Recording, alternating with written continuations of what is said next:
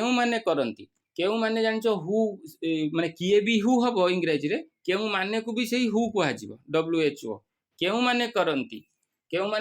କେଉଁମାନେ ପାଇଁ ଆମେ କ'ଣ ଲେଖିବା ହୁ ଲେଖିବା ଆଉ କେଉଁମାନେ କରନ୍ତି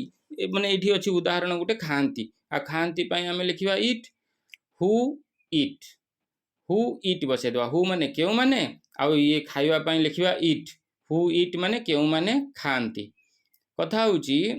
ଇଟ୍ କାହିଁକି ବସିଲା ଇଟ୍ସ କାହିଁକି ହେଲାନି କାହିଁକି ନା ଏଟା ବହୁବଚନ ଅଛି ହୁ ମାନେ ଏଠି କେଉଁମାନେକୁ ବୁଝଉଛି ଆଉ କେଉଁମାନେ ହେଲେ ବହୁବଚନ ହେଇଗଲା ବହୁବଚନ ହେଲେ ଇଟ୍ ହବ ଯେତେବେଳେ କିଏ ଥିଲା ସେତେବେଳେ ଇଟ୍ସ ହଉଥିଲା ଏଠି କେଉଁମାନେ ହେଇଗଲେ ବହୁବଚନ ହେଇଗଲା ଆଉ ବହୁବଚନ ହେଲା ହେତୁ ଏଟା କ'ଣ ହେଇଗଲା ଇଟ୍ ହେଲା ହୁ ଇଟ୍ କହିଲେ ତମେ ବୁଝିବ କେଉଁମାନେ ଖାଆନ୍ତି ଆଉ ସେଇଭଳି କେଉଁମାନେ ଯାଆନ୍ତି ହୁ ଗୋ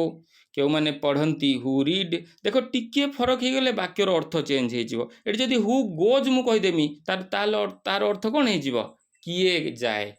ହୁ ଇଟ୍ସ କିଏ ଖାଏ କିନ୍ତୁ ଯଦି ମୁଁ ହୁ ଗୋ କହୁଛି ତାମାନେ ହେଇଯିବ କେଉଁମାନେ ଯାଆନ୍ତି